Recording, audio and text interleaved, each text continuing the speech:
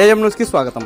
రాష్ట్ర వ్యాప్తంగా 120 అసెంబ్లీ నియోజకవర్గాల్లో తెలుగుదేశం పార్టీ నారా లోకేష్ నాయకత్వంలో ఈ నెల 11 నుండి శంఖారావం కార్యక్రమాన్ని 40 నుండి 50 రోజుల పాటు నిర్వహిస్తున్నట్లు మాజీ మంత్రి భూమా అఖిలప్రియ తెలిపారు. ఆళ్లగడ్డలోని తమ స్వగృహంలో భూమా అఖిలప్రియ మీడియా సమావేశంలో మాట్లాడుతూ రాష్ట్ర ప్రజలకు ఏ సమయంలో ఎప్పుడు ఏ కష్టం వచ్చినా మేము అండగా ఉంటామని, తెలుగుదేశం పార్టీ జనసేన పార్టీలు ప్రణాళికబద్ధంగా ముందుకు నడుస్తున్నాయని తెలిపారు. రాష్ట్రంలో అధికారంలో ఉన్న వైసీపీ ప్రభుత్వం అరాచకాలకు పాల్పడుతూ ప్రశ్నించిన వారిపై కేసులు పెడుతూ ఇబ్బందులకు గురి చేస్తున్నారని అన్నారు. ఈ పరిస్థితులను గమనిస్తున్న ప్రజలు కూడా వైసీపీని ఎన్నుకొని తప్పు చేశామన్న భావన వారిలో కలుగుతుందని మాజీ మంత్రి అన్నారు. నారా లోకేష్ యువగలం పాదయాత్రలో రాష్ట్రంలో జరుగుతున్న అవినీతి అక్రమాలను ప్రజలు యువత ఆయన దృష్టికి తీసుకుని వెళ్లడం జరిగిందని అఖిలప్రియ తెలిపారు. నారా లోకేష్ విశాఖపట్నం పాదయాత్రలో ఉన్నప్పుడు చంద్రబాబును అరెస్టు చేయడంతో యువగలం పాదయాత్ర కొన్ని చోట్ల నిర్వహించలేక ఆపేయవలసి వచ్చిందన్నారు.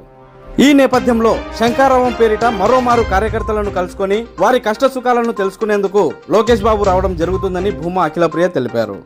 టీడీపీ పార్టీలో పోరాటం చేస్తూ అక్రమ కేసులు పెట్టించుకుని ఇబ్బందులకు గురవుతున్న కార్యకర్తలను కూడా లోకేష్ బాబు ఈ సందర్భంగా పరామర్శించి వారికి ధైర్యం చెప్పి భరోసా కల్పించడమే శంఖారావం యొక్క ముఖ్య ఉద్దేశమన్నారు.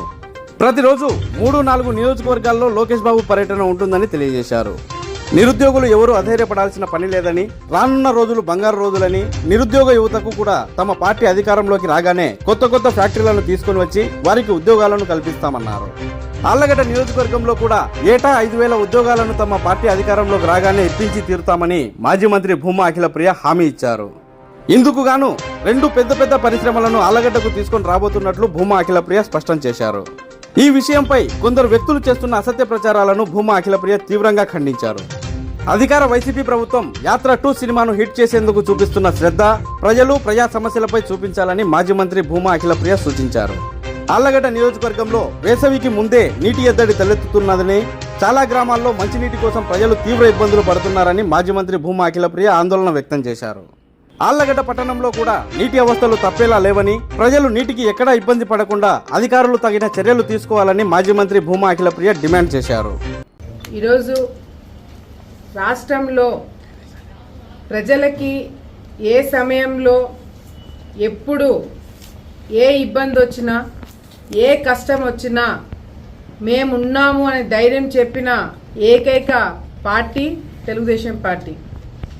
అదేవిధంగా తెలుగుదేశం పార్టీతో ఈరోజు పొత్తు పెట్టుకొని జన సైనికులు కూడా ఏ విధంగా మొదటి నుంచి ఈ ప్రభుత్వము ప్రజలపైన చేసే అరాచకాలు కావచ్చు, అక్రమాలు కావచ్చు, మొదటి నుంచి కూడా బీజేపీతో కరెక్ట్గా ఒకవేళ ట్రావెల్ అవుతున్నా కూడా జగన్మోహన్ రెడ్డి గారు ఎప్పటికప్పుడు ప్రశ్నించి ప్రభుత్వం చేసే అరాచకాలు అక్రమాలు కేంద్రం దృష్టిలో కూడా తీసుకొని వెళ్ళి ఈరోజు జన సైనికులు కూడా టీడీపీతో పాటు మొదటి నుంచి కూడా పోరాటాలు చేయడం జరుగుతుంది. తెలుగుదేశం పార్టీ ప్రభుత్వము వచ్చినప్పుడు ఏ విధంగా ఉండేది, ఇప్పుడు ఏ విధంగా ఉంది అని ప్రజలు గమనిస్తున్నారు. స్పష్టంగా నాయకత్వము ఏ విధంగా ఎవరు ఎట్లా ఉన్నారనేది కూడా ప్రజలందరూ కూడా మేము తప్పు చేశాము అనేది ఒక భావనలోకి రావడం జరిగింది. ఈరోజు మనందరికి కూడా తెలుసు, లోకేష్ అన్న గారు గతంలో పాదయాత్ర యువగలం పేరు మీద పాదయాత్రతో ప్రతి ఒక్క నియోజకవర్గం ప్రతి ఒక్క జిల్లా తిరగడం జరిగింది. ఏ ప్రాంతంకి వెళ్ళినా ఎక్కడ చూసినా కూడా ప్రజలు యువత ముఖ్యంగా బయటికి వచ్చి వాళ్ళ సమస్యలు చెప్పుకోవడమే కాకుండా ఆయన తిరిగినప్పుడు ఆ ప్రాంతంలో ఏ ఇబ్బందులు ఉన్నాయి, ఏ సమస్యలు ఉన్నాయి, మనం మళ్ళీ ప్రభుత్వం చాలా స్పష్టమైన ఆలోచనతో ఈరోజు తెలుగుదేశం పార్టీ ఉండడం జరిగింది. ఇప్పుడు యువగలం జరుగుతున్నప్పుడే చంద్రబాబు నాయుడు గారి మీద అక్రమంగా కేసులు పెట్టి ఆయన్ని జైల్లో పెట్టి ఇబ్బందులు గురి చేసినప్పుడు పాదయాత్ర మరి విశాఖపట్నంలో జరుగుతున్నప్పుడు పాదయాత్ర అక్కడతో ఆపేసి ఢిల్లీకి వెళ్ళి కేంద్రం పైన ఒత్తిడి పెట్టి రాష్ట్రంలో జరుగుతున్న అక్రమాలు అన్యాయాలు ఏ విధంగా చేస్తున్నారనేది కూడా స్పష్టంగా కేంద్రం కూడా వాళ్ళ దృష్టికి తీసుకెళ్ళడం జరిగింది. ఆ పోరాటం భాగంలోనే మధ్యలో ఆపేయడం జరిగింది. మళ్ళీ తిరిగి వచ్చిన తర్వాత చంద్రబాబు నాయుడు గారికి బెయిల్ వచ్చిన తర్వాత దాన్ని కంటిన్యూ చేయడం జరిగింది. ఈరోజు ఏ జిల్లాలో ఏ సమస్య ఉందనేది కూడా చాలా స్పష్టమైన ఆలోచనతో లోకేష్ అన్న గారు ఉన్నారు. అంతేకాకుండా చంద్రబాబు నాయుడు గారు సూపర్ 6 పథకాలు ఏవైతే ఉన్నాయో అది చాలా బలంగా ప్రజల్లోకి తీసుకెళ్లాలని ఒక నిర్ణయంతో కొత్త కార్యక్రమంకి ఈరోజు స్టార్ట్ చేయడం జరుగుతుంది. శంకారావం అనే కార్యక్రమము ఈరోజు మొదలుపెట్టి దాదాపుగా 40-50 రోజులు ఈ కార్యక్రమం జరుగుతుంది. ప్రతి ఒక్క నియోజకవర్గంలో దాదాపుగా 120 నియోజకవర్గాల్లో ఈ ప్రోగ్రాం కండక్ట్ చేయడం జరుగుతుంది. కార్యకర్తలతో, ఇన్ఫ్లుయెన్సర్స్తో, ఓటర్లని ప్రభావితం చేసే వ్యక్తులతో వీళ్ళందరితో కూడా ఒక ఇంటరాక్షన్ సెషన్స్ ప్రతి ఒక్క నియోజకవర్గంలో చేయడానికి లోకేష్ అన్న గారు నిర్ణయం తీసుకోవడం జరిగింది. మరి ముఖ్యంగా ఏ ప్రాంతాల్లో అయితే లోకేష్ అన్న గారు పాదయాత్ర చేయలేకపోయినారో ఆ ప్రాంతాల నుంచి అంటే శ్రీకాకుళం నుంచి కూడా మొదలు పెట్టడం జరుగుతుంది.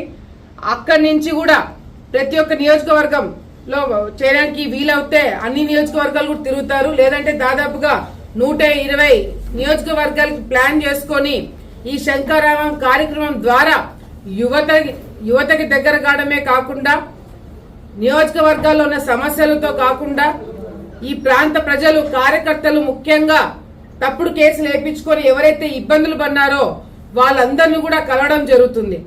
ఇది ఈ భరోసా అనేది ఈ రాష్ట్ర ప్రజలకి, తెలుగుదేశం పార్టీ కార్యకర్తలకి ఈ భరోసా అనేది చాలా చాలా ముఖ్యమైన విషయం. ఎందుకంటే ఈ రాష్ట్రం ఇప్పటికే అప్పుల పాలైంది. ఈ రాష్ట్రం ఇప్పటికే వెనకబడిపోయింది. మళ్ళీ రాష్ట్రాన్ని పరిగెత్తించాలన్నా, మన రాష్ట్రంలో ఉద్యోగాలు రావాలన్నా, పరిశ్రమలు రావాలన్నా మళ్ళీ ఇటువంటి ఒక భరోసా అనేది ప్రజలకి చాలా ముఖ్యము. ఈరోజు లోకేష్ అన్న గారు ఎన్ని ఇబ్బందులు పన్నారో, ఎన్ని కష్టాలు పన్నారో, ఎంతమంది ఆయన గురించి ఎన్ని మాట్లాడినా కూడా పాదయాత్ర ఎక్కడ కూడా ఆపలేదు. ఆపనని చెప్పి పోలీసులను అడ్డు పెట్టుకొని ఎన్నో దౌర్జన్యాలు చేసినారు, తప్పుడు కేసులు పెట్టినారు.